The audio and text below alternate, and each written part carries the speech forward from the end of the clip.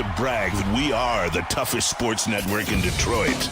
But we do have a guy named Darren McCarty on our side. Woodward Sports.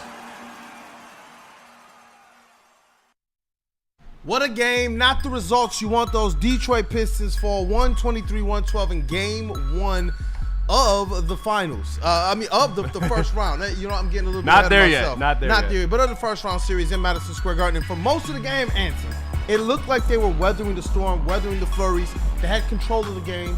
We asked just outside of, on the other side of halftime, is anybody worried? And nobody was.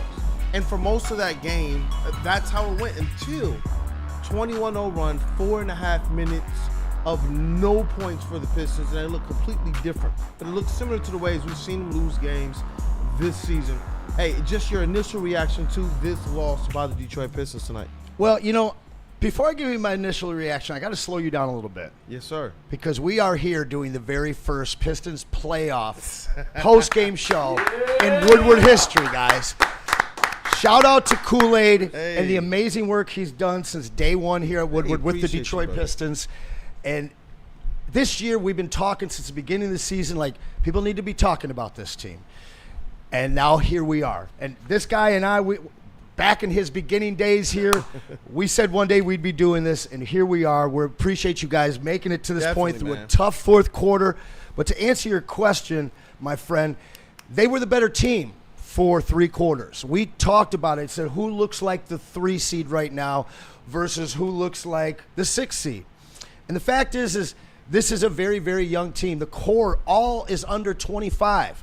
And realistically, it was the 2 brand new free agents, the veteran guys, Tobias Harris and Tim Hardaway Jr., that paced this team and kept them emotionally on keel. Very level throughout those first 3 quarters. But then their youth showed up in the fourth. We talk about a bunch of things that will happen in the fourth. I'm sure we'll get there at that point. But to me, it was all the fourth quarter and their youth absolutely showing up. But it's got to be very, very promising, and it's got to inspire hope for all Detroit fans, because clearly we can play with this team. Clearly we can beat them in Madison Square Garden. We can hold serve at home. And this young team will gather so much confidence from this loss. Listen, this isn't the NFL where you get lucky and you make it the whole way and win a Super Bowl, pull it out of nowhere. This is a stepping stone league, and they are on that first step. This is going to be a battle.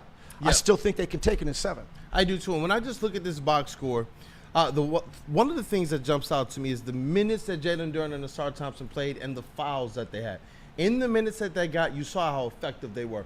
Ausar Thompson had it several times jumping up out of our seats during this game because of how athletic he was and the fact that realistically the Knicks had no match for him when he decided I'm going full head of steam to the rim. So when you see that those guys in a game as close as this one was, Ausar Thompson 23 minutes on the night, Jalen Duren only 25 minutes on the night, and Jalen had 4 fouls, Thompson had 5, and then again Isaiah Stewart 19 minutes on the night, 5 personal fouls. So you want to see this team play clean. You want to see this team avoid what was that number 3 keys to victory. It was avoid the self-inflicted wounds as well.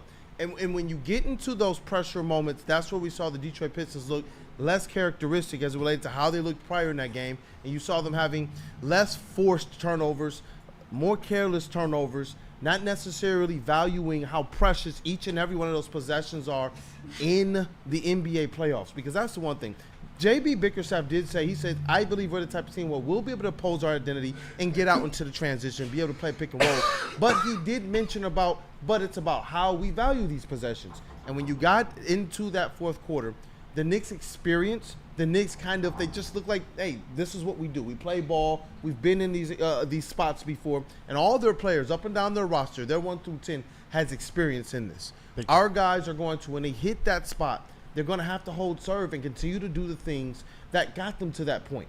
Even if there's a lid over the rim, you still don't want to have the careless turnovers. You still need to make sure you're hitting your free throws. You still need to make sure you're not getting a 5-second out of bound call followed by a 24-second out of bound, a 24-second shot clock violation.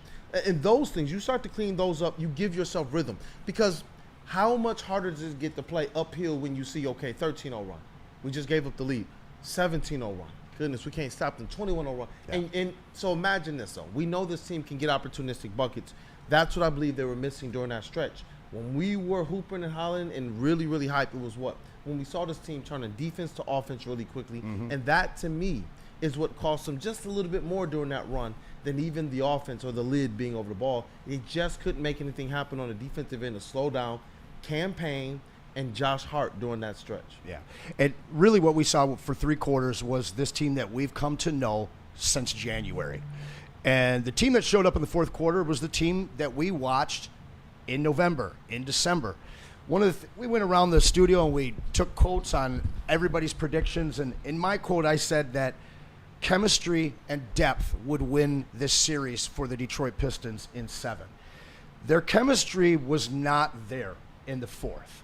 And when things started to go bad, it just compounded, and that youth was just so clear at that point. You look, they got a 5-second. Now, we don't even know. We were all kind of freaking out in here. I didn't see the 5 and seconds. they did in the fourth I'm just quarter. trying not to blame the refs. In the fourth quarter, we got a 3-second defensive call. We got a 5-second inbounding call, and then we got a 24-second call as well. Now, I know that a lot of people, a lot of fans, and myself included, I didn't like the way that the whistle went, especially in the fourth quarter. I thought that we were drawing contact and not getting it. Anytime Brunson got any kind of contact, he was headed to the line. But you establish a momentum in the most important fourth quarter, and the refs will kind of follow suit. And the fact is the New York Knicks experience, they brought the game to us in that fourth quarter. And sometimes when you shoot 50+% for an entire 3 quarters, things kind of dry up, and you think those shots are going to fall. They needed to get to the foul line, but the refs, to their credit, I believe, as much as I saw some calls that I thought we could have gotten, I thought they let some go. They let these 2 teams play. And through 7 games, I think that type of pace and that style of play favors the Pistons. When they get home, they're going to get some calls. I think Cade has got some arguments. Guy should have been on the line a little bit more, but you got to call a spade a spade. This team was really bad in the fourth quarter. They looked exposed in terms of their youth.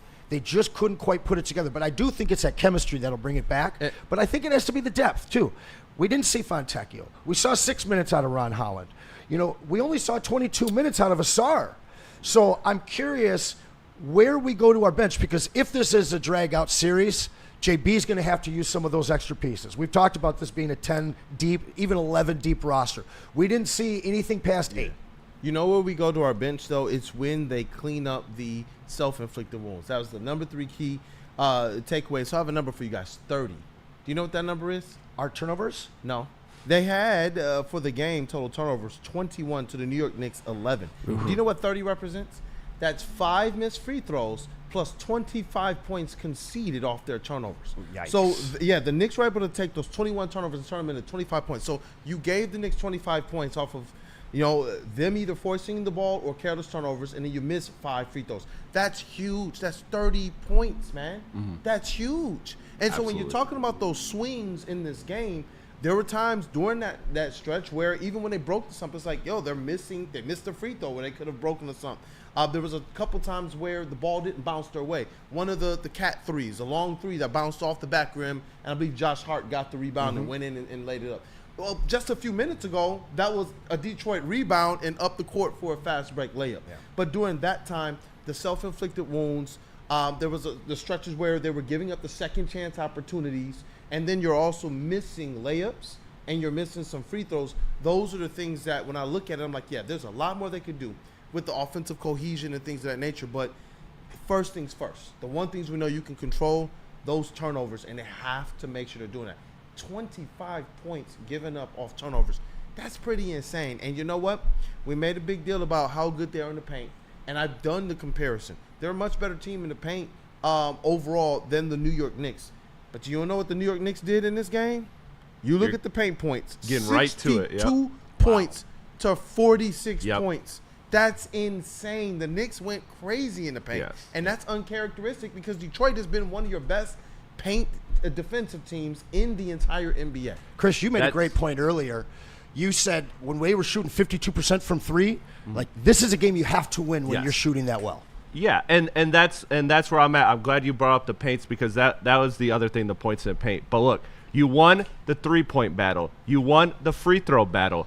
You had great games for your role players. You lost the turnovers. You even won on the glass. You just did not win when it came to points in the paint and turnovers, and those were your two biggest killers. Again, Detroit is the 4th best team in the NBA at protecting the paint. The Knicks are one of the top 10 teams at scoring points in the paint. That is how they score the majority of their offense, is through the paint, through Jalen Brunson, through Cat, Josh Hart, all of those players crashing the glass and making plays in the interior. And Stu's injury was a big factor in that. That is something that we cannot overlook. We cannot overlook the fact that Stu was hobbled. Now, I think he'll be okay after a day's rest, get some ice, some treatment.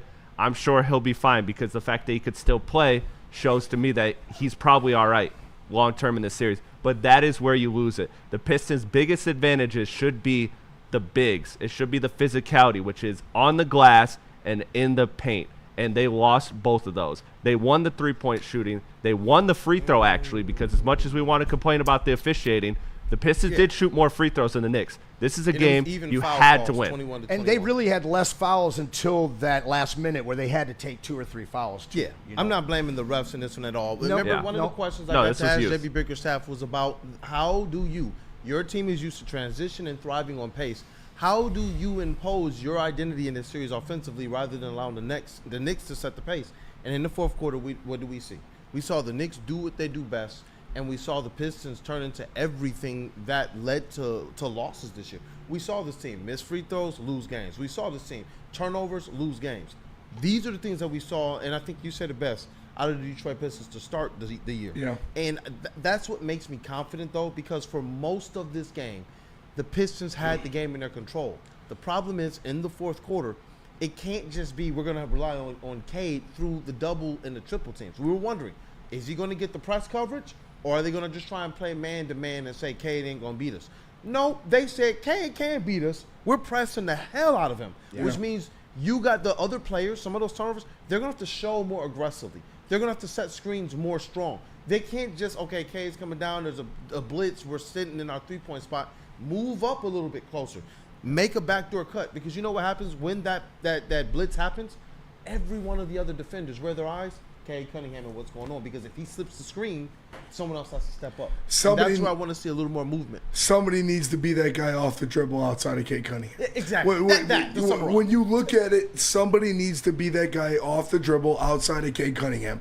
And we'd hope it would be Ivy. He's not there. You can't do. You need Schroeder. You need someone to step up. Tobias. Somebody when you have Cade that goes out. You remember Kool-Aid. You remember when Cade came out in that middle of the third quarter area, and I said, "What are we gonna do?" You need somebody to step up and be that guy to initiate the offense. What happened in the fourth quarter? Yeah. They took that man out for 1 minute. Yeah. And the lead evaporated. It was gone. He sat, and we were like, all right, he ain't coming back to the 4 minutes. Maybe you 6. said it. You're like, he came back in quick. In a minute, man. Yeah. It was like 8:34 when he sat down. They brought him back in like 7:17. But I can't shoot him that much bail because ultimately that run was started way before Cade went out. That's what I'm saying. Like, that run was all quarter long. New York Knicks had it. The Pistons, you could tell from the jump of the fourth, they were playing conservative. They were playing safe. They were playing hold the lead. Yeah, and they got good playing shots. tight. They were playing tight. They were playing hold the lead because you didn't have somebody that could do it. You didn't have somebody that could play with the lead. Dennis Schroeder is your only guy that can attack the basket while facilitating the offense outside of Cade Cunningham. You need somebody that'll do that, and you don't have it right now. That was the issue. Who will step up? That was the issue with Asar Thompson in foul trouble, though, too.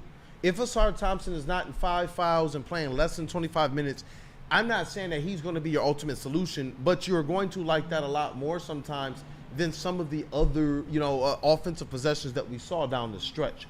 Asar Thompson is a guy that we've seen in terms of having a natural ability to facilitate.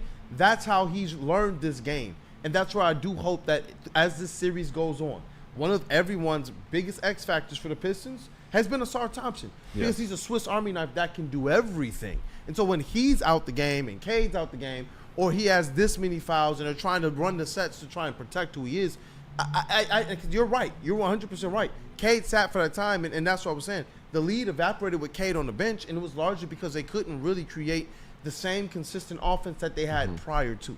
You know, and I don't know what the difference is, but it just seems like their offense runs so much more, even on defense, when Cade's in the game. Say he goes to the bench, and all of a sudden they're no longer this defense to offense transition team. I do think that the Knicks adjusted defensively to come out for the fourth quarter because they were blitzing. They were blitzing a lot, and they adjusted to what the referees were doing.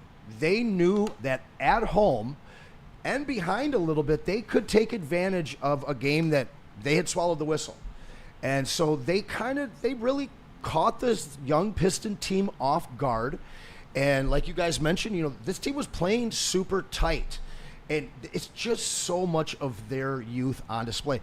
I know I hate the term a good loss, but I certainly think this can be one. You look at a team that was a better team for 3 quarters, a team that is on the road, an inferior seed, and young as hell, but they played and they beat this team for 3 quarters. Sorry, So fuck that, Anson. Yeah, I can't sorry. say that. This team, this Pistons team should have won this game. Yeah. I absolutely agree. But Fuck don't you think? Listen, you have to take something good out of this. If they lose on a last-second shot in this game, it could be more deflating than they are pissed right now. And they're pissed because they know, you are right, Spenny, they gave this game away. They should have won this Absolutely. game. But the lesson learned out of that, hey, I know y'all are young. This is your first time being on the playoff game. But I think that coming out of this, they have to have a lot of confidence. They know that they can play with this team and beat this team. They beat themselves tonight. Now, obviously, the ball didn't fall. And I think that this would have been a very different game if you just have a few of those shots fall around the 6-minute mark. But there was a lid on that rim. But what's one trend that I would bet the house on is that Cade Cunningham is going to eventually look like Cade Cunningham against the New York Knicks like he has his entire career. I really do. You talk about somebody who can be an absolute equalizer in this thing. It came down to, in the fourth quarter, effectively, a really good fourth quarter by Jalen Brunson, and one in which we want to see a little bit more out of Cade in that stretch as well as the rest of the team. This can't be something in which this is just all on Cade. Cade is one of your top two-way players. He's playing defense, he's playing offense, and he's one of your top points responsible for guys. So he's getting your assists, he's getting your buckets. Also, I'm with you on that, but it's on Cade too. It is. To where if you're at a 17-0 run, if you're at a 14-0 run, fuck that. I'm the best player in this series. I'm going to step up and knock down a shot to stop the bleeding, to stop the run. You got to be that guy. I know the last person I put this series on is Cade, but you need to step up and say, hey, it's 17-0 Knicks right now. I'm going to knock down a shot right now to stop the bleeding. You want that, but the one thing is this, and we all know this, is that teams know they can blitz Cade and that it can lead to turnovers. And we did see that tonight, and that's where it's like you have to have the rest of the guys step up, because where have we seen the Pistons have some really, really big wins consistently? Because Malik Beasley is the guy hitting that shot down the stretch. Tobias Harris is the guy hitting that shot down the stretch. Cade's still doing his thing, and we know this. If they don't send the blitzes, then Cade's going to do exactly what you're talking about. Yeah. The reason why they're sending those blitzes is because they know they can't let Cade walk to the logo. They're not going to let it's the playoffs. You're the best player. You're going to have to, when it's a 14-0 run, step up into that double team, into the face, and knock it down. This is part of the maturation, though. I think he's going to learn that. You think he's going to sleep comfortably tonight? No. No, but you're also a person that is not getting any blame right now that needs to is Jalen Duren. 7 points, 6 rebounds, minus 20 for the game, and 4 fouls and turnover as well. This guy did not impose his will. He needs to punish this team. They did not go to Mitchell Robinson a lot. They did not really play to that strength. They ran that lineup with Cat and Mitch one time. And you saw when Cat was the center, the paint was open. Jalen Duren has to avoid fouls, and he has to assert himself physically. He did not in this game. A minus 20 is terrible. That is not a good performance from Jalen Duren. And ultimately, you have to win the game when you have 64 points from Tim Hardaway, Malik Beasley, and Tobias Harris. That is not something that you can expect to consistently replicate in this series. That is a game you have to win for Detroit. This is not the time where I want to console them and say, you know what, it's okay, pat them on the back. No, this is a game that you absolutely lost, and that if you have ambitions of winning this series, this is one of the games you had to win. When the role players were hot, you had to win, and it's on Cade a little bit. It's also very much on Jalen Duren. He has to oppose his will in this series, and he did not tonight. I agree with a lot of what you're saying, and one of the things that I was saying in our preview show as well as on Wake Up Woodward, one of the things I feared was the foul trouble that we could see guys like Ausar, Jalen Duren, and Stu get into. And what do we see tonight? As much as we want to be disappointed with maybe the output overall, their minutes were low because these guys were getting in foul trouble all night. Ausar started off the game with a couple flops from Jalen Brunson, and there you go, you're in foul trouble. That's going to change the whole way that you attack defensively. And what do we know about Ausar? He's an aggressive attack at the point, at the point of defender. Point of attack defender. The biggest thing about that was those guys never got into their game. You're right. Duren was bad tonight. Three-second calls on Jalen Duren. And the thing is the guy never was able to get That's into terrible. the flow Can't of this have game. that. If we're assigning blame, I'm going to blame basically everybody on this team from the coaching on down, except for the two vets. And I'm not including Beasley in that because Beasley was shooting outside of himself in the fourth quarter. There was a desperateness to this team with 8 minutes, with 6 minutes, with 4 minutes, when they didn't need to be desperate yet. And what those two did in Tobias and Tim was why we were so good for 3 quarters. But that whole team lost themselves in the fourth. They were defending just fine, but they couldn't. There was no semblance or method to their offense like there was in the first 3 quarters. JB could never quite settle this team. He couldn't call a timeout and draw up a play that guaranteed them a bucket to break an 8-0 run, to break a 14-0 run, to break an 18-0 run. And so it really just came down to a prayer 3. And that came a little later. But Beasley finally hit a big 3. And that's what they were trying to do, was they were trying to end the drought with threes for a good 4 minutes there. And this team's better than that. This team has the resolve and the will to be able to see a run when they're on the wrong side of it and manufacture points. Where was Tobias Harris in the fourth quarter? Why were we not dumping it in? When a moment you guys asked me how I was feeling, I said I'm worried. They need to get back to the guys that got him here in this game. And they dumped it into Tobias. He went right to the bucket. And then they went away from him. They went away from attacking the paint. The third quarter, their best quarter of this game, was the third quarter, and what happened there was they were attacking the paint relentlessly when it was Karl Anthony Towns at center. They abandoned that. They turned to jump shooting. That is a telltale sign of a team that is not playing comfortably. The Pistons did not play comfortably in the fourth quarter. They allowed themselves to shoot, and again, some of those were good shots. I wasn't mad at some of the shots they were taking, but it was the fact that you are not a jump shooting team. You are a team that bullies on the inside and works your way out. And tonight, in the fourth quarter, they became a jump shooting team. They played like a Golden State Warriors, not a Detroit Pistons, and that was a big key. Fuck that. Put the kid in. Put the kid in. You're not shooting baskets. You're not hitting anything. Put the kid in. Let Ron go in there for 5 minutes and fuck something up. Let him go in there and get mad at somebody. Let him go in there and do something to make a with play. a turnover. But with and the a foul Ausar that and he had Duren that got him sitting out. with early fouls, and I'm not a huge Ron guy yet, all right? But to your point, Spenny, that's the guy that could have brought that energy in a stale fourth quarter. Absolutely. Because everything he does is to the rim. But I push back just a little because we've seen the Pistons win. Literally, they just beat the New York Knicks, taking the same shots during that 4.5-minute stretch that we saw tonight. They just beat the Knicks playing the exact same way.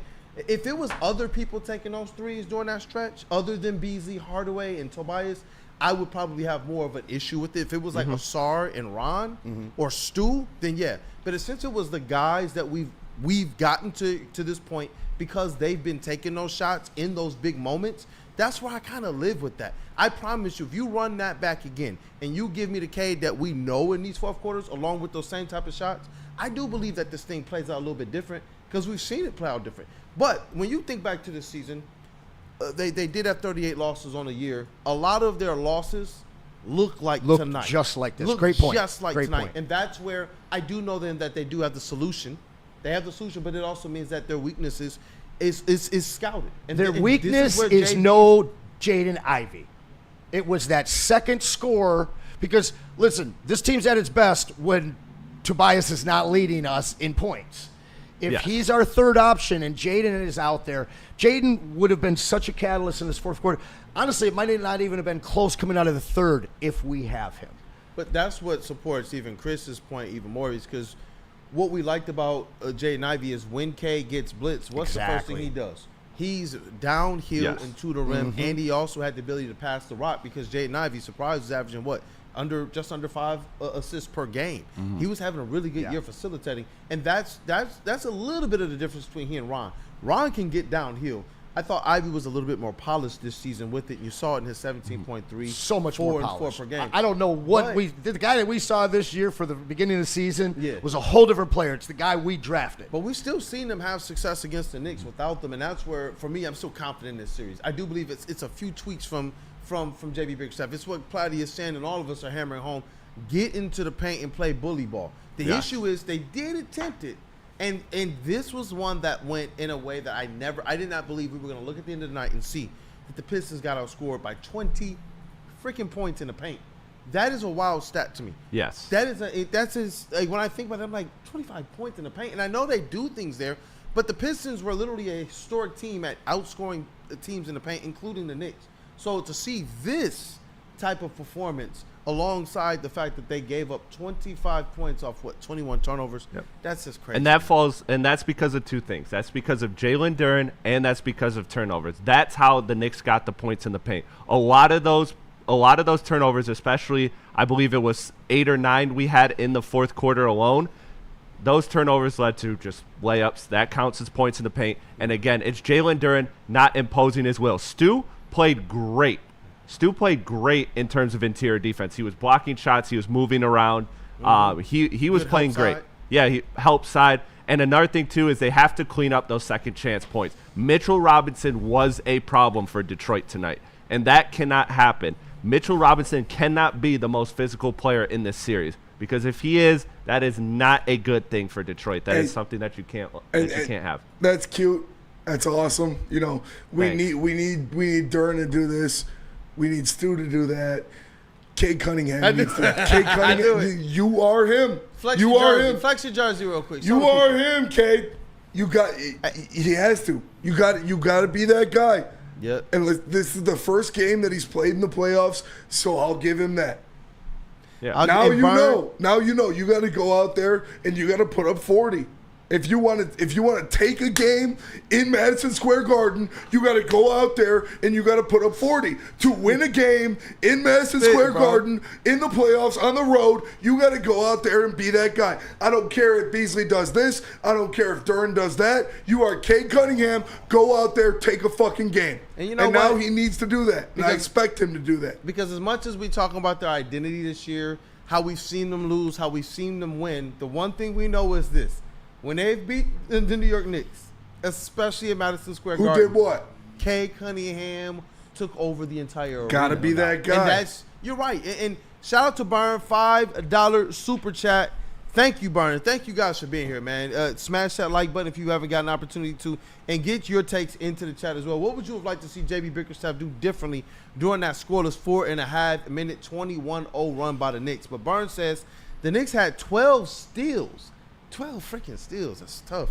And the Pistons had 18 turnovers. That's why we lost. Simple as it's the playoffs, and you can't win like that. And that's why one of my biggest keys, before you ever get into a specific strategy you want them to attack, it's don't turn the ball over. Yes. And this team is smart enough to not. They have the vets to not.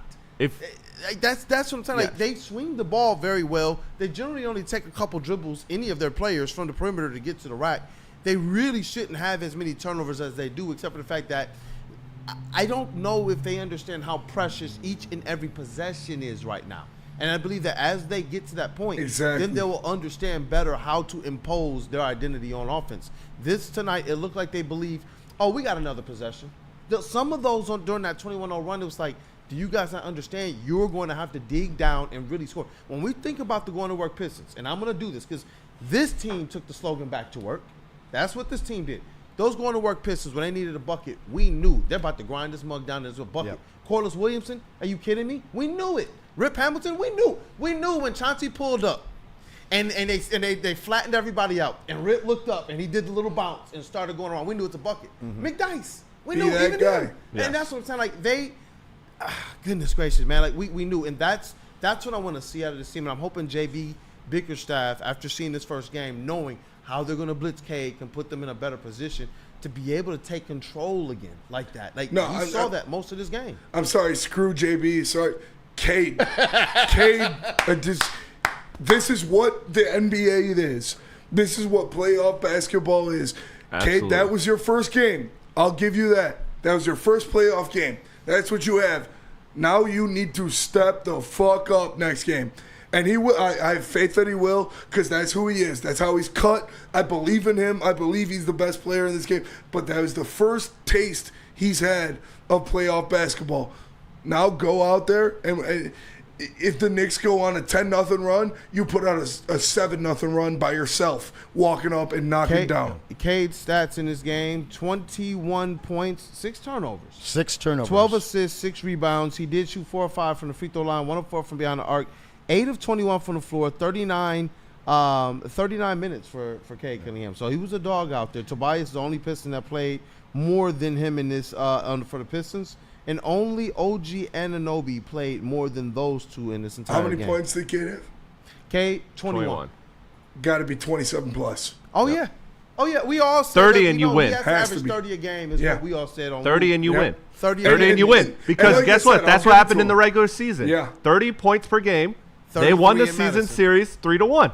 If Cade averages 30, that is New York's game plan. New York's game plan is, hey, we're going to make it tough. We're going to put OG Anunoby on you, and we are going to make sure that you don't get 30, because we believe that if you don't get 30 points, we will win. So far, the recipe worked for New York. It worked for them in game 1. They got the win because Cade was not the Cade Cunningham that he has been in the series against New York, and he needs to be. That's what I it think comes OG down played to. good defense on him. I will give OG credit. OG should have but had 8 played- fouls. could have- He should have had but 8 Cade fouls. could have though. played better. Active Cade defense. could have I'm not absolutely gonna say made more good, shots. Because I'm not going to shade you. We're saying Cade be a superstar right now in the playoffs. Yeah. Cade in his first playoff series. Think about what we're talking about. Yeah. Think about how many rookies, young players we've drafted, players we've signed. His intro to the playoffs is 21, 12, and 6. Yes. And 6 turnovers. Yeah. That's what we're talking about. We know though that Cade has What that we superstar need level. from Cade. That's the thing. We know he has the 30 Yeah. and 10 on Broadway in him as well. So it's like we're Yeah. talking about a team right now that we're not sitting around saying cute season. We're not sitting around just going like, oh, we're happy to be here. And JB said that. We're talking about a squad that beat this New York Knicks team 3-1 in the season, and we're talking about a squad that we know can win this series. That's why I think we're all sitting up here now from a strategy standpoint, trying so difficult to figure out, all right, what do they need to do different? Yeah. And I do think it's a combination of these things because it's how we've seen them get to this point. That's It's why how we're we've not seen them beat the panicking. Knicks. That's why we're not panicking, because it Yeah, was not game panicking 1 at all. on the road in Madison Square Garden. You know what you need to fix. Cade, go out there and do it in game 2. Well, listen, Cade obviously has to be better. But when you look in the first half, he wasn't feeling it. He wasn't getting shots to fall. He wasn't imposing his will. And that's because the rest of the team was stepping up really well. You saw him take over in the third, and he was the Cade the killer that we expected to show up at MSG tonight. This team has become very, very reliant on him in tight situations in the fourth quarter, especially without Jaden Ivey. And what he saw tonight was his first playoff look, an adjustment coming out of the third quarter into the fourth quarter by the Knicks, how they attacked him defensively. And then when you gave the ball around, they found good looks. We were talking about it in the fourth quarter. They found wide open threes, and they found some shots in the basket. They weren't falling. To me, I look at this game, I see 3 quarters of play where we were the better team. And we didn't put up 3 4 and a half quarters. quarters of We didn't. play. Well, the whole fourth quarter was terrible. For me, if I look at that fourth quarter and we play really well and we still lose, I'm worried. This team didn't show up at all in the fourth quarter. They were mistake prone. They had no semblance of offense. and they weren't really sure who to turn to because Cade was missing shots and turning the ball over. So to me, I see one quarter that this team can fix. They are completely capable of putting 48 minutes together for 6 more games to be able to take this series. It has to come as a huge, huge lesson to a very, very young team. And you can look at that game. It's just one quarter. This was your game to win. And they've been learning that lesson all season from J.B. Bickerstaff. And it's funny, too, from Benjamin Foe. He said Anthony Edwards had 36 and 6 in his first playoff game. Stop the excuses, Kool-Aid. First, there's no excuse.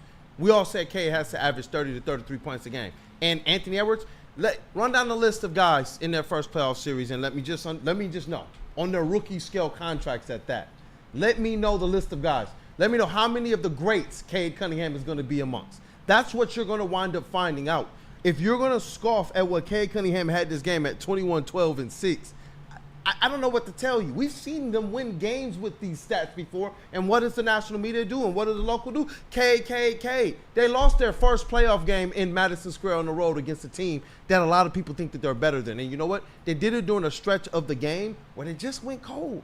I don't expect that from this team that many more times in this series, and I don't expect that out of Cade Cunningham either. But to sit here and to try and act as if there was some aspect of Cade Cunningham that still wasn't good tonight, that to me is where I'm like, where are we drawing this line? Because you know what I know? Jalen Brunson for his 34 points, and people don't talk about, well, Jalen got 34. Look at him. Jalen doubled up free throws over Cade Cunningham too, though. Hey, you give Cade Cunningham that many free throws, and let's talk. It's not there. We're not going to argue about the refs. He should have been at the line a We lot knew more it than was 5 gonna times, happen. bro. We knew that was going to happen. But if people are going to talk about it, let's just be real about it. Cade's whistle is terrible. These are some of the games you're going to get. And they win some of these games, especially they on the lose road. some of these games. And that's what I'm saying. Like, I'm sorry, we've been Pistons fans for how long? Lifetime, we've been baby. NBA fans for how long? Players don't step into Madison Square Garden on game 1 and do this consistently. So that's where I'm just like, no, I'm not shaken by anything we saw tonight. I'm not shaken by Cade. And I am excited about where this series goes from here, man. I'm encouraged. I'm encouraged. I'm encouraged. Because this battled all team, night. that fourth quarter could have been in the first quarter. And we'd all be talking about a very different, feeling that that's we're a good having. point.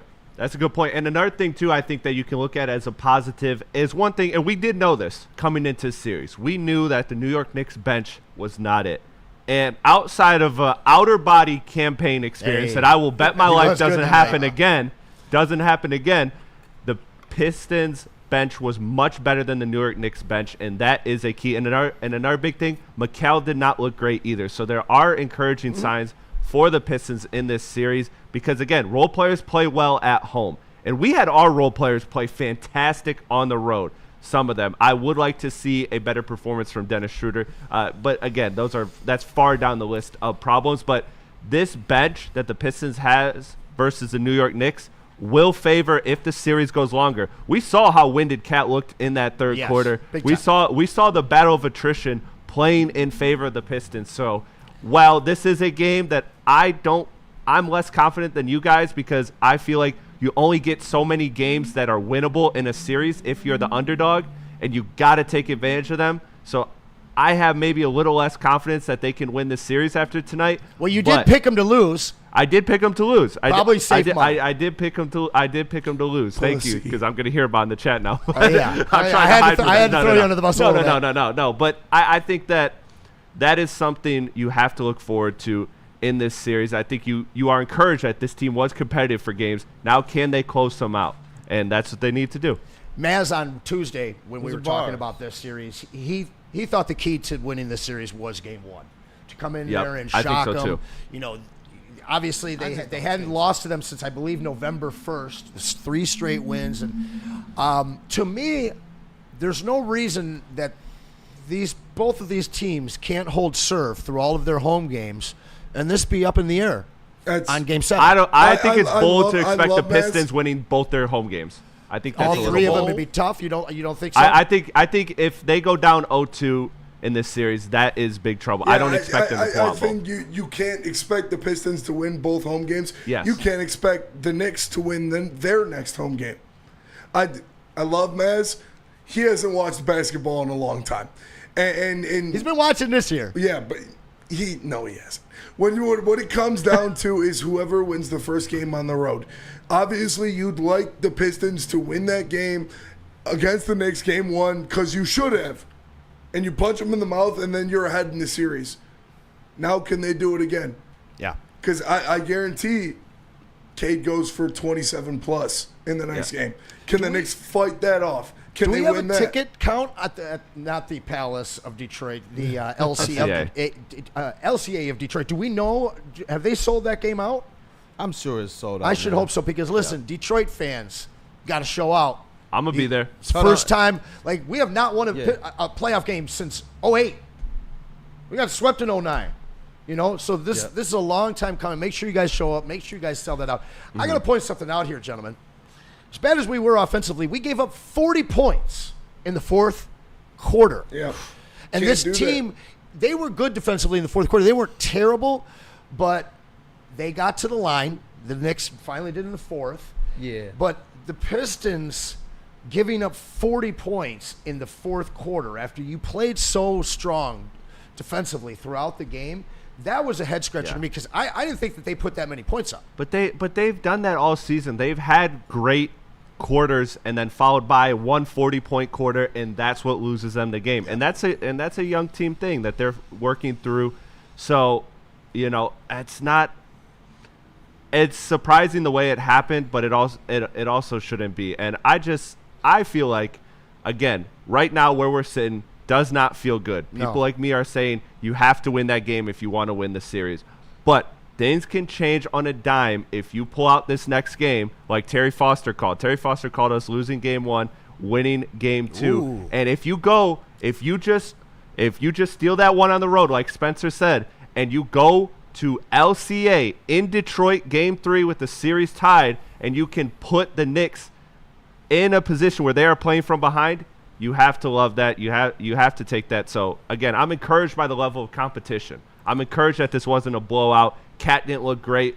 Brunson didn't look great. Mikal didn't look great. They just gritted out a win. And I don't even know if I want to give them the term grit because I think the Pistons gave this one. Yeah, they certainly did. They didn't have the grit in the fourth quarter, but I will say it is encouraging to hear Jedi Master T. Foss saying we're going to win game 2. Yeah, and for me personally, it would be different if I thought this team was outmatched at any point in time this season versus the New York Knicks. And you have to kind of go back to preseason to where that was the case.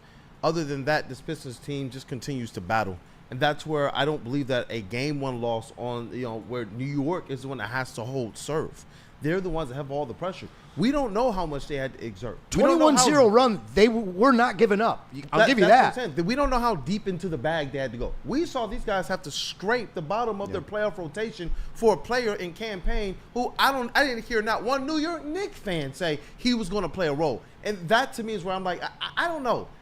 I'm going to be obviously we know that the series starts when someone loses a game on their home floor. But I'm not one of the ones who believes that winning 2 games in Detroit is out of the question for the Pistons, who beat the Knicks 3 times this season, and they do have the better player in this series.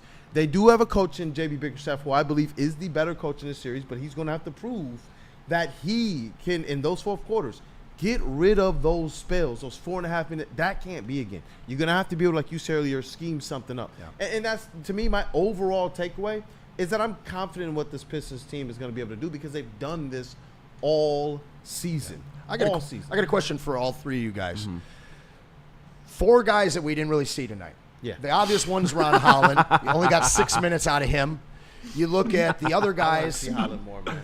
I'd love to, but Sasser, Fontecchio, Paul Reed, and Ron Holland. Guys that, less so Paul Reed, but guys that have been a big part of this 10, 11-man rotation. To me, in the fourth quarter, when the offense got so tough and couldn't figure out their way, Sasser's speed and outside shooting is something I think I would have liked to have seen a few minutes of. If out of the guys who really didn't play, I would have loved to see Ron Holland get minutes, but Sasser is one who he can create a little bit of his own offense. He can score at all 3 levels, obviously more effectively in the mid-range and from behind the arc than he is getting into the paint. But he's a guy where if the offense is a dud, you probably want to try and shake something up because each game is as precious as you say each possession is. But then that's why I'm wondering if J.B. Bickerstaff was in a position where it's like, well, these are the guys that's gotten us here. They tighten up the rotations during the playoffs and such. And I think he just kind of stuck to those guns. Let those guys be the ones who you know are going to Do carry you think through it the hurt him? season. Do you think it hurt him sticking to an 8-man rotation? I don't think so, Tom. I believe that you could have turned up Ron Holland's minutes more, but I don't know that it necessarily hurt them. I believe that, like, when we look at the Lions against the Commanders, we can say a lot of things they could have cleaned up, but if Jared Goff, or even get healthy, but if Jared Goff doesn't turn that ball over that many times, Sure. this team has a better chance to compete. The Pistons turned the ball over a lot of times Yeah. and give them 25 points. It doesn't matter if you have Sasser in the game or not. And McBride being on the floor, I'd like to see Sasser get some time while he's out there. And They're long otherwise. Another thing, too, with the Ron Holland minutes is those minutes are going to look a lot better at Game 3 and 4 when the whole crowd is behind him. When he makes that offensive rebound play, when he makes those energy plays that he was making, again, he did make mistakes. I'm not mad at it because typically NBA teams, no matter how deep you are, almost always end up in a 8-9 man rotation. So that's pretty common. That's what you expect. But Ron Holland's energy is going to be better and going to pay off more in the playoffs. It's going to be one of those things where in the long run you win. I like your point too because if you look at what if Ron Holland makes a mistake at MSG, he's hearing it from everybody in New York. You know what I'm saying? So that on the other side of that, like, he's a young guy. If he makes a bonehead play, he's going to be hearing it from the whole fan. I like that. I like him being at home, making some good plays. Or even if he's making a bad play, he's going to be forgiven at home. Look at Campaign. Yeah. Campaign is not going to do that in Detroit. Yeah. Try that in Detroit, buddy. I promise you that's not happening. Ron would have been all up in him some today. games in Detroit, Pause. though, man. And I hate when he starts to get to talking, but I don't believe he's going to have that type of effect here. Shorty's Ron just Holland- chirping. Yeah, he's just chirping, bro. Ron Holland, though, is the one I would like to see turn up a little bit because he's been the one you can check probably all of our posts online at some point in time where we say, yo, the Pistons could really use Ron Holland's energy right now throughout the course of this season. And he's been that Energizer Bunny for them and has helped to bust slumps. And that's where moving forward in the season, when you're talking about what would you like to see JB Bickerstaff do differently, if you're not going to expand the rotation, maybe a little bit more better management as it relates to getting Ron Holland those minutes. But when you look at all the guys that played, sometimes it is a little tough to see where would you draw those minutes from. There were times they were trying to get players rest, but then the lead would evaporate and they're getting Cade back in, they're rushing JD back in. And that's a component of it. This was game one. This was a lot going on at once. It's a lot of the bright lights, a whole lot more of the media sessions. And you're right, a young team. But Burn, $5 Super Chat, says, congrats to the Knicks. They won their NBA Finals. Just give them the Larry O'Brien. I've seen enough. Cavs and Celtics stand no chance. LOL. One game. Because the Knicks fans in the chat, they're going ham. As rightfully, As you they win should. the game, you get the ability to do that. But I am telling you guys right now, if this is your comfort spot right now, where your star had to rely on like the most free throw attempts in the game just to put up a decent stat line, where you guys had to rely on the refs kind of favoring or swallowing the whistle on one side of the court, where you guys had to rely on Cade not having the game we're used to seeing him have in Madison Square. There were so many things that if all things go normal, you guys lose. But if you want to puff your chest out right now over being able to take advantage of some of these things, hey, you've earned that right. You have, Knicks fans. And you know what's funny? They've been doing this for years to the tune of a lot of championships. Yeah. Right? Yeah. They showed 20 players and 0 rings. 50 years ago, was it? Boy. I got 3 in my lifetime. Yeah, that's crazy. Now, I look at JB, and I have had an issue with JB Bickerstaff in these types of moments. In the fourth quarter, or when we've seen him come out flat in the second half.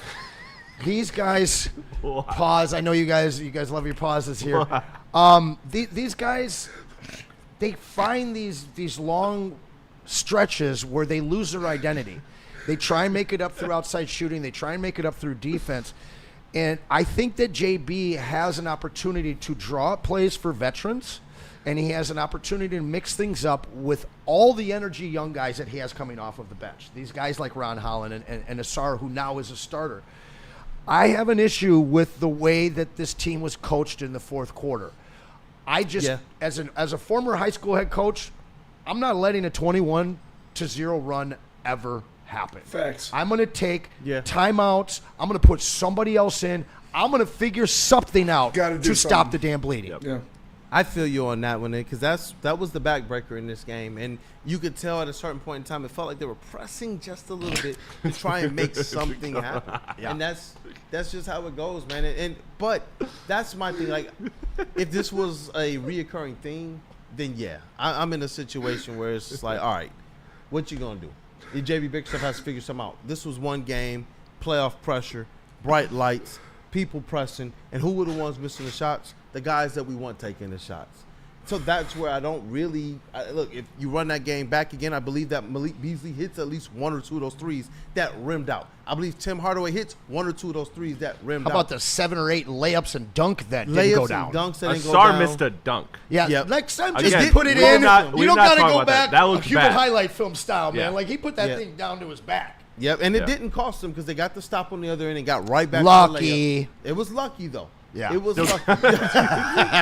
It was lucky. This Shout out guy. to Spin Mo Rags, dog. I'm gonna get you Not back. enough for the TD booth. I'm gonna get you back on heavyweights. But Don't you know, worry. it's fun, man, I don't know because what's going on over here, dog. we've been at war. I'm feeling it in the This man's been a peripheral. menace in the booth for the last 25 minutes. dog, man, this is hilarious. But you know, this is the matchup we want, man. This is the matchup you want. When we played the Bucks, when we played the Cavs, we knew the entire time, bro. It's we're not playing for anything. But right now, Yeah. Knicks fans know what the deal is. Those Knicks know what the deal is. You're gonna hear them say, "Yeah, we're in for a battle." And you know what? This is what makes it different this time. The Pistons know what this is. Yeah. In the past, you could sense that the Pistons knew that they were effectively sacrificial lambs for the slaughter. They knew Giannis was about to carve them up. They knew that. Sure. They knew LeBron James was going to carve them up. Especially when Stanley Johnson was like, "Yeah, I think I'm in LeBron James' head." I was like, Modern day good alum. series, y'all tried hard and they fought, but we all knew nothing. This series was nothing. This is one in which everybody on the face of this planet knows these are two pretty evenly matched teams. The stats state that. And as we saw during the regular season, the Pistons got the better of them. And Cade, you think this is the first time OG Anunoby has guarded Cade? Yeah. Think about all the good games Cade has had against the Knicks and even the other teams that OG was on beforehand. OG had Cade- 9 fouls tonight. He had 9 fouls tonight. Stopper.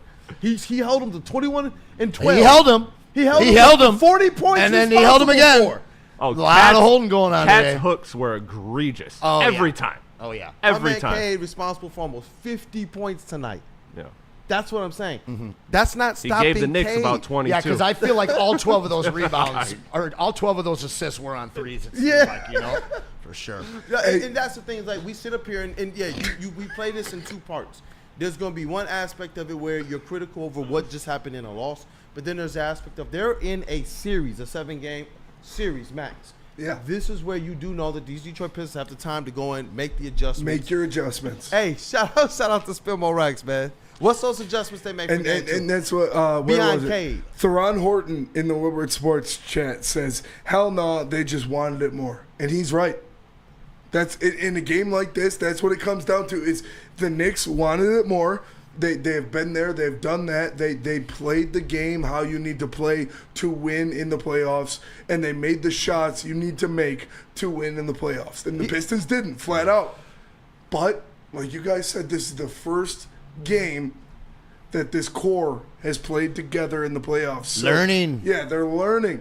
You got to come out there and, like you guys said, if it's a Value the 14-0 run, possessions. so put Ron in there and let him run at the basket. Like No, you Ron, have to do- hammer somebody, Yeah. get a flagrant one, and change the energy out there. Do something. Bad boys, let's go. You know what they got to get more comfortable with doing?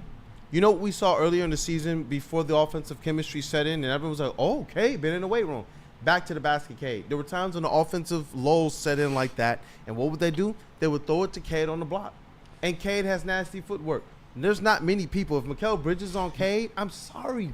Take him to the paint, bro. I'd like to and I see wish they would Schroeder. run those types of things. I'd like to see Schroeder and or Sasser play with Cade do more the inlet instead of pass. always being on separate, They've been separate playing groups. Schroeder Yeah, and Cade Schroeder and more. Cade played a little bit. A But little they don't bit, really a little run bit, the but that's how actions you for get the them. ball into that. Because honestly, in the second half, especially the fourth quarter, The Knicks, like you said, were blitzing and they were jumping insertion passes. Yeah. Is there a pause on insertion? I don't know. No, you're But you get Cade in there where he can set up down low and you get a true point getting him the ball. Because as much as I hated seeing Nassar only play 22 minutes, it was because he was equally as bad as he was good. He brought that spin move.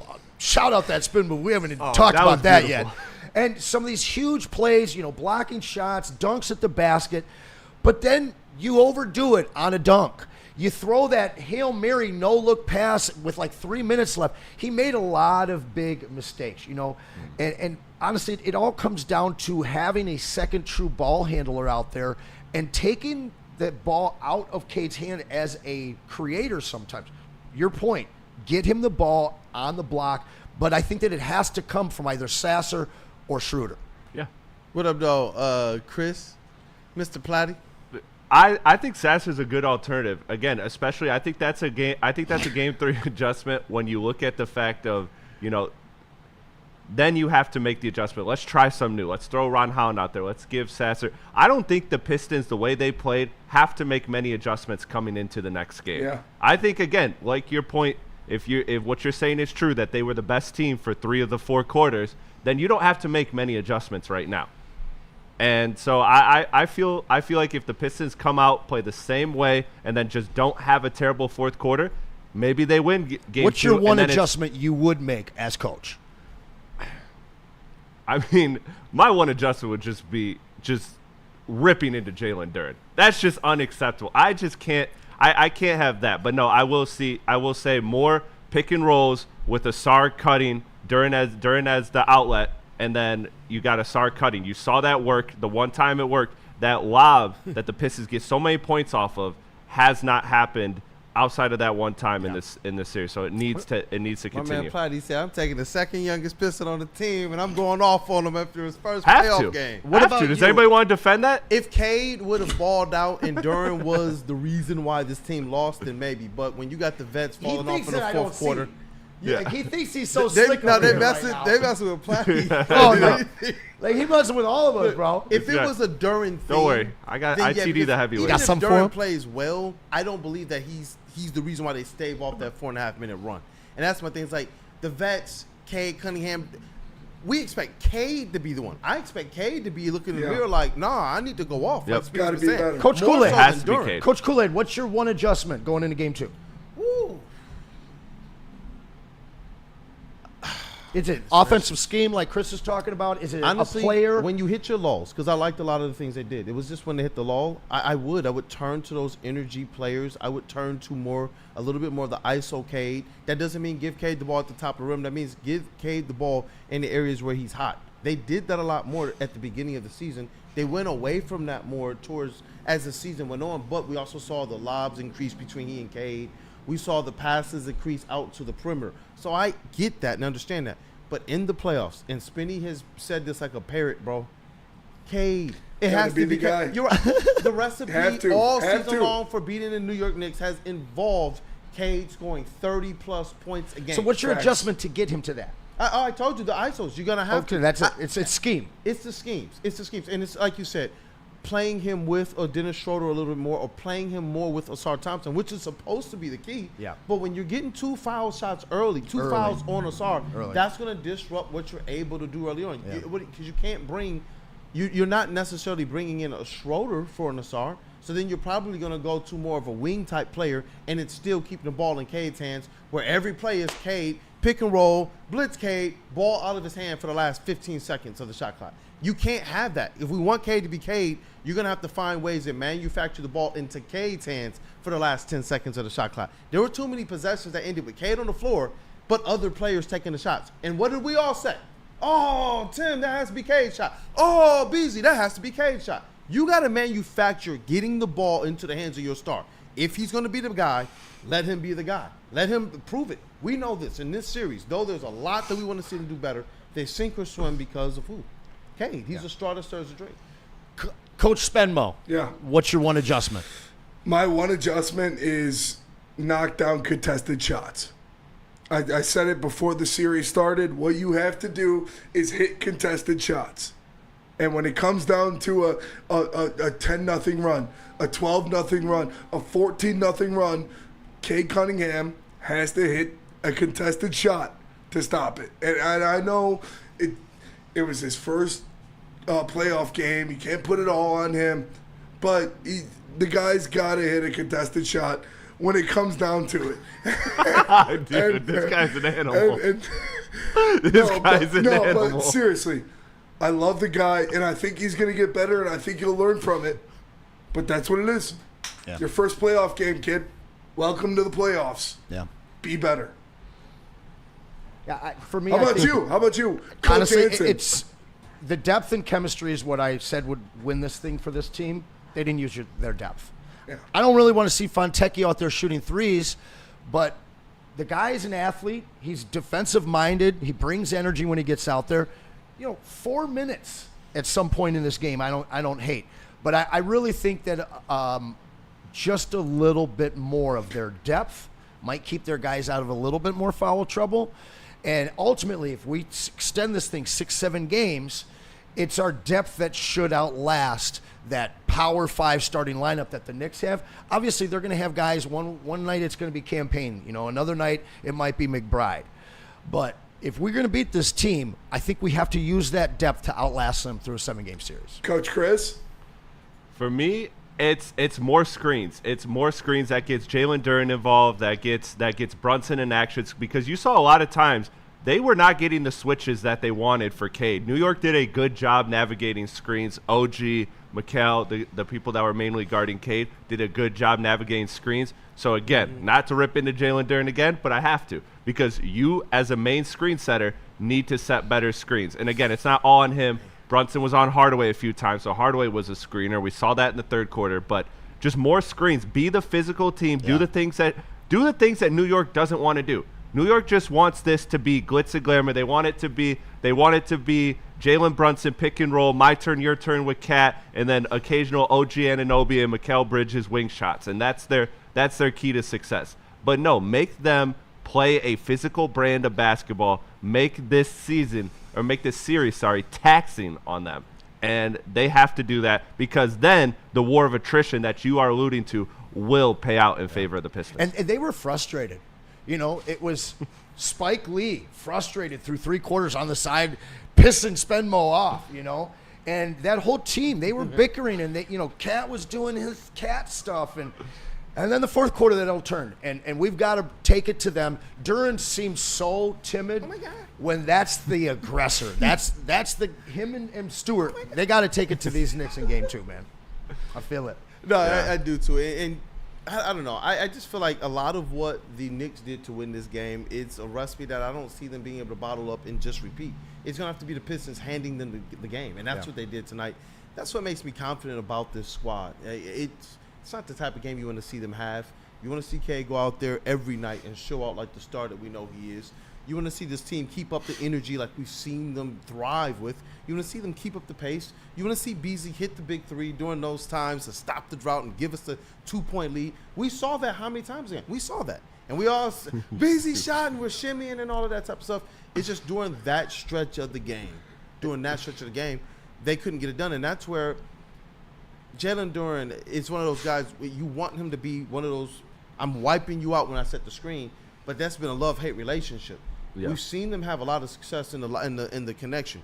But if the New York Knicks are playing to try and disrupt that connection, that's where I don't know how much, when you're talking about I want Jalen Duren to be that guy on the screen and roll, he needs to be, but he has shown it too inconsistently. And that's where I'm like, maybe they can run different actions to isolate Cade on one of the sides, whichever puts his dominant hand over his spin shoulder. So have him posting up maybe more on the left side.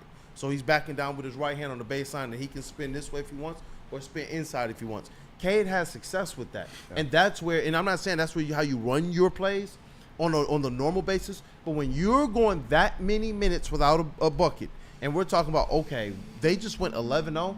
I'm sorry, you're gonna have to get Cade a better look than bring it down half court. You're gonna get blitzed at the logo. That can't be the offense because then who's taking a shot after that? Cade won't see the ball again unless it's down to like 5 seconds. That can't be your offense, and that's where I'm hoping they do more actions where they let other people bring the ball down Let them either get blitz or let Cade initiate the offense from the wing, where he's less likely to have them be able to blitz and have the offense push so up closer to half court. And that's why I'm really with JB Bickerstaff. I do believe he's going to be able to cook something up like that because we've seen it this season. It was painful, but you're left with confidence at the same point. There's definitely a pause there at some point. But we're looking at game 2, 7:30, Monday night, MSG. We'll be back doing this thing for you guys. I'm sure you guys are going to have a lot to talk about on Monday morning, right? Oh, a whole lot to talk about, man. A whole lot to talk about. And, I can't wait. I can't wait for this. And I see Ryan's reaction. He said, Kool-Aid, remember I asked about the over-under on turnovers. And he's exactly right. And that's why it was one of our biggest keys. All season, it's been about the turnovers.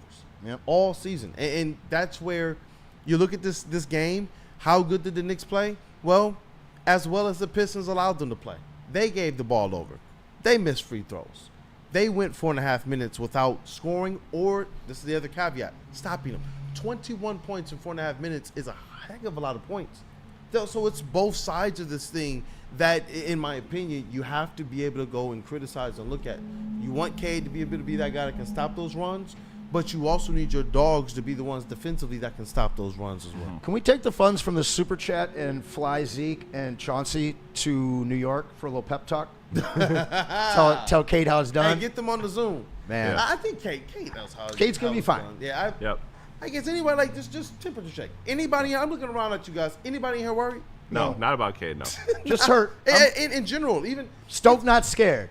I'm stoked, not scared. And let's put this in perspective because we have to break down the game and be real about the game. But in general, just if we remove ourselves from that, we just watched the Pistons play the most meaningful playoff basketball game in over 15 years. Or I guess we can say 15 years to the day, on the dot. That to me is an accomplishment. And I'm glad that JB Bickerstaff said, we recognize the success it is to be here, but we are not satisfied. Yeah. They're still going to come out 3 swinging and straight fighting. sweeps. They got to get on the board, and I know they're going to get one on the board in this series, but hoping that it's game 2, my friend.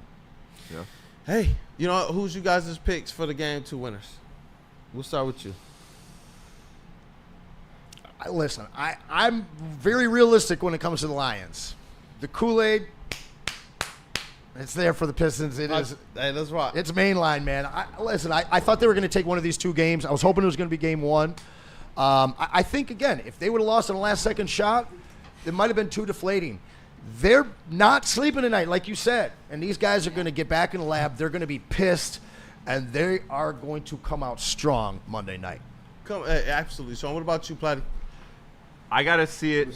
I got to see it game 2. I got to see it from Duran and Asar. I think those are the young guys I'm worried about. I'm not worried about Cade at all.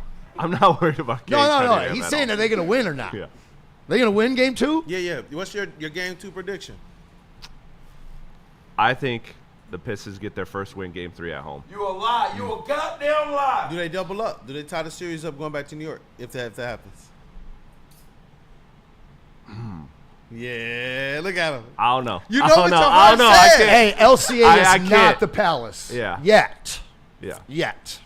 But that place is going to be rocking. I That hope place so. is going to be rocking. It better be. It's gonna be right. It was just, Listen, man, we got Yeah, what, we got 5,000? a whole series to cover at Woodward. Let's take it game by game. Yeah. Game 2, I still got to see it from Duran and Asar. That's who I got to see step up. I know Cade's going to have a much better game. Spenny, you're on record. What's your call? I'm on record. Oh, The yeah. Pistons are winning game 2. My man. My man. what is it? The guaranteed. The Print the front guarantee. page, Are you back gonna page, put guarantee whoever it? you want. I'll guarantee it. We will not lose game 2. Yeah. It's a Spenny certainty that the Pistons Ooh, tomato. I like that one. Yeah. Certainty spelled with an S. Wow, Yeah. what inebriated spinning. Dude, I keep seeing that out of my peripheral. This guy is an absolute menace. Absolute menace today. For me personally, right now, I feel like we've all been there. No matter the sport, no matter even the show, it doesn't matter. Like the video game. Right now, I feel like, bro, run it back. Right now, like I really do. That's how much confidence I have in this Pistons team. Before the game, it's just like, wow, we're really playing a play, like a real meaningful playoff game. We got a star. He's stepping into stardom. It wasn't like, okay, great Blake Griffin. We know he's not going to be here. Or when Andre Drummond made it, and we knew he's not. I hated He Blake won. Griffin so much. But now we got the one now though. I haven't liked a team since Chauncey was traded.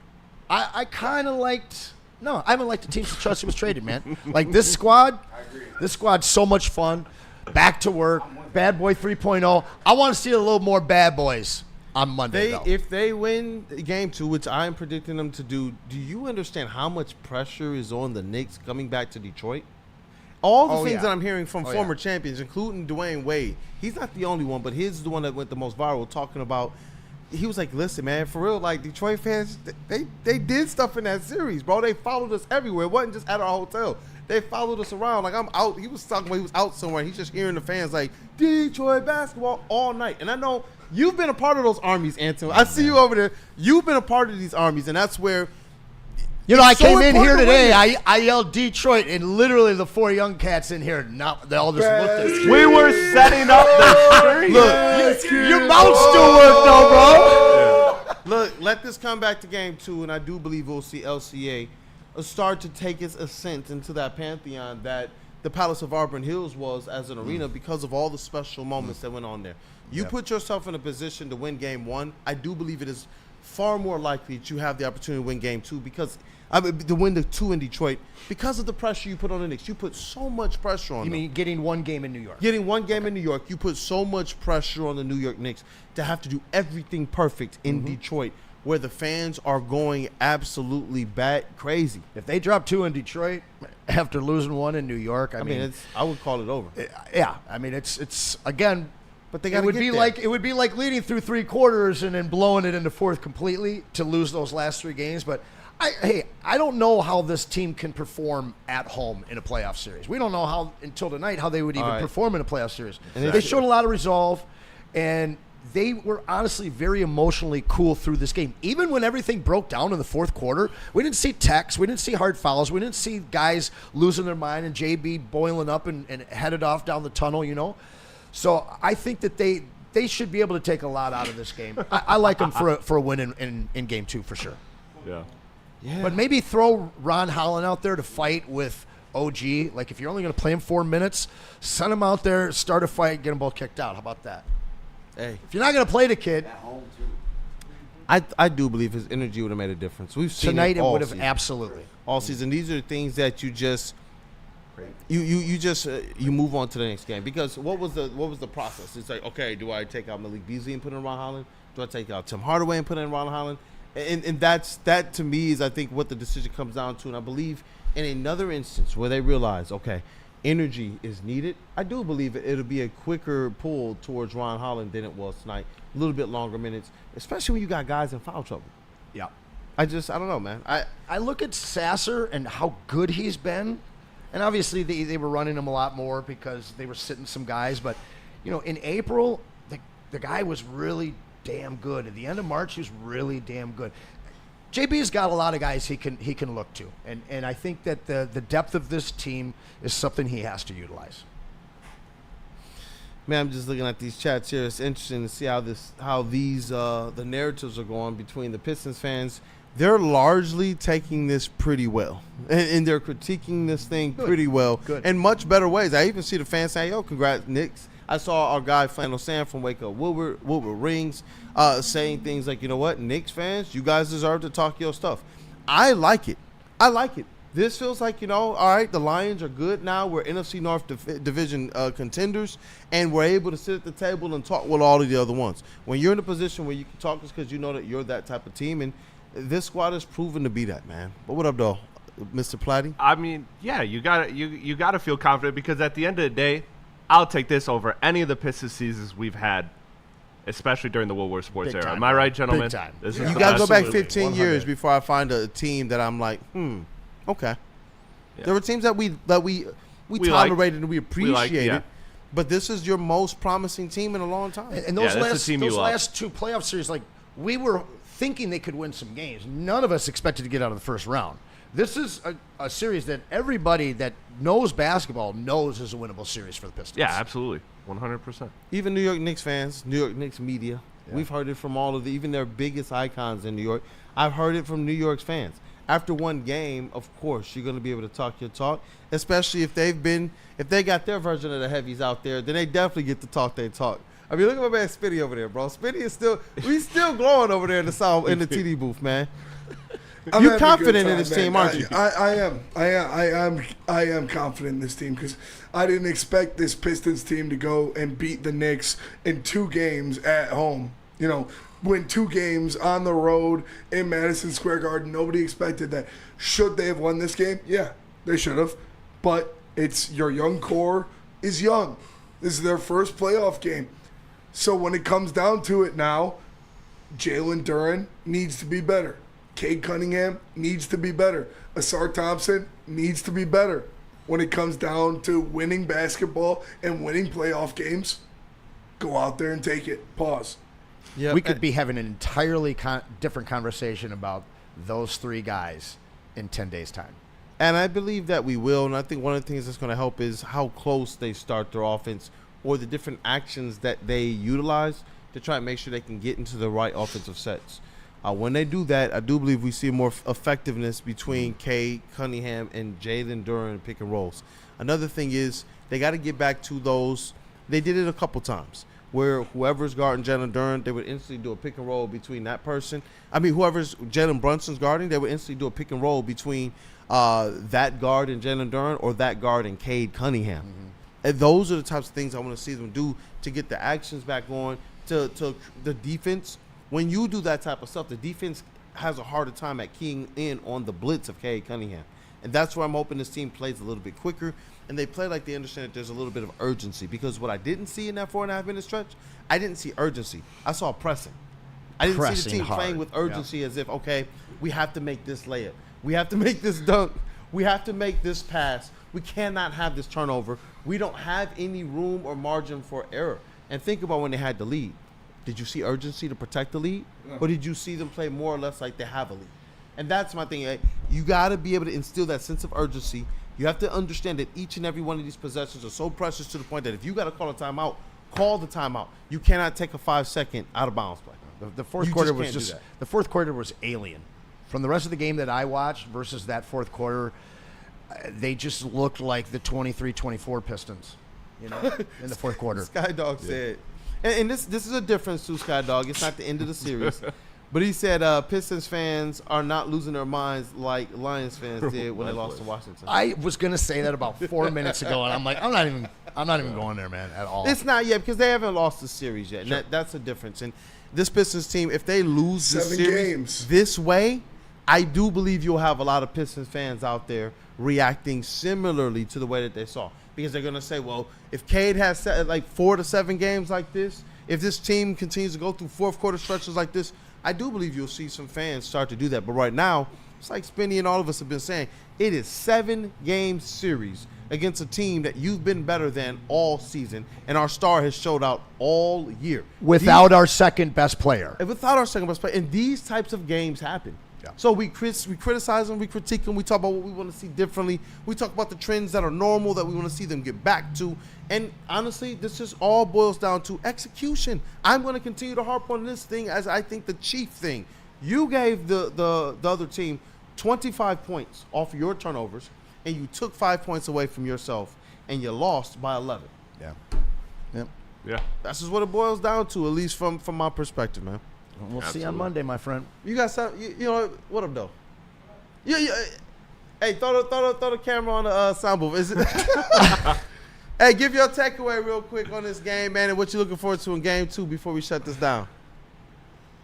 I think we win Game 2 100%. With how we played today, no like hesitation. Is such self-inflicted wounds today in that fourth quarter. Like you mentioned it, we look young. But we really have to focus. My key thing that I would say is we have to continue to drive their pick and roll out. We can't let them run that pick and roll right at the top of the key. We have to keep forcing that pick and roll out. And I don't know if you mentioned it, Kool-Aid, but we got to force that pick and roll out like we did today because they struggle. You look at the shot clock, it takes away 10 to 15 seconds of their entire offense, and it makes them force a bad shot. Yep. You have to force that pick and roll just like that. And we have to keep killing Jalen Brunson. That 4.5-minute stretch, you're right. They stopped doing that all game. You and I especially were calling that out, how the Pistons were forcing the Knicks to start their offense like just after they got past half court, still at the logo. That means that certain plays where you got a player come off a screen catching the ball, usually catch and shoot was falling just short because your defense was pushing the Knicks and causing them to start their offensive sets much earlier and much further away from three-point line. Yeah. During that 4.5-minute stretch and really during that fourth quarter, they didn't do that as effectively. And the Knicks were just waltzing down one little pick and roll, and it just seemed like the entire defense was spaced. And you got Cam Payne hitting threes. You look at his box score, in his 14 points, 3 of 5 from beyond the arc, but a lot of his damage was win in that fourth quarter. Back-breaking, effectively shots, and you have Josh Hart cleaning up misses and getting the layups and getting dunks and cutting through the lane and such. These are things that we're usually used to what? The Pistons doing. What are we talking about? Oh, man, we're used to seeing Ron Holland do that type of stuff, but we didn't see Ron Holland do that tonight. So, Pistons, this is their second 4-game losing streak of the season. So they gotta change things up, and I think that they certainly can do that. I'm ready for it, man. Yeah, I definitely do. I'm ready for it, man. Is that a show? What's that? Is that a show? Or any last words, gentlemen? Look, I just want to see game 2. I want to see how these young players react. That's what this whole series has been about. We know that on paper this team has the ability to win this series. It's just about executing. It's about youth, and that's such a trend in the NBA. That's one of the oldest wise tales in the NBA, that young teams, there's a stepping stone. The Bad Boys went through it. The going-to-work Pistons went through it. This is just NBA history. I want to see how it plays out the rest of this series, though, because I do believe that they can win games in this series and even potentially win this series. Yeah, and listen, and just don't get boobied by Cam. I don't know. Please, no more Boobie Gibson type stuff. I don't need some just random shooter who's just going to go off and be the reason why throughout the course of the series. It is just off balance. That, as much as LeBron scored 25 straight points, do people remember how effective Boobie Gibson was with over 30-plus points in that game? And he just seemed to hit those types of shots. Gibson. That's what I'm saying. Deep cut. You cannot have this. When I saw Campaign doing that in the fourth quarter, that was the flashbacks that were popping into my mind. Yeah. You can't lose those types of plays. How well were they all game long? We were talking about, they're covering the three-point well. They were getting around all of those screens. Then you get a guy like Campaign who don't really even care to run the offensive sets. He's just running to open spots on the floor and taking advantage of broken defensive plays, and he's hitting the shots. Well, also, how many times do you see in a series that those role players, they play their best game at home in front of the home crowd? That's why, again, that will flip come game 3 and 4. Ron Holland will play better than Campaign. And there's swings like that can swing a game that was only 11 points, like you said. Obviously, the main point is Cade playing better, limiting the self-inflicting wounds. Yeah. But other things like that, like role players, they play their best at home, man. This stuff happens. Hey, you know what? Thank you guys for being here tonight. It was a lot of engagement in the chat. Knicks fans, continue to show up and bring more people. Seriously, show up and bring more people. This one is so unique and different. Me personally, I haven't seen a lot of Detroit fans trash talking the New York Knicks fans. I've seen like some friendly banter and things like that, but largely a lot of respect between the two. New York Knicks fans should show up. I think this would be a good, fun series to follow this thing through with those fans. Because you know what? We got to win our first playoff game in 17 years before we talk anything. We ain't going to talk trash, but I know that those Knicks fans are tight. You can sense it. I mean, they looked at through 3 quarters, and we can certainly put them back on their heels to make them look that way for 4 quarters on Monday night. Hey, Smitty, close us out, bro. Hey, thanks for tapping in. This is Woodward Sports. We appreciate you. We'll see you guys soon. Shout out to Kool-Aid. Shout out to Anson. Shout out to Chris for holding it down. Shout out to Easy, too. Shout out to Easy. It's Woodward Sports, baby. That's a show.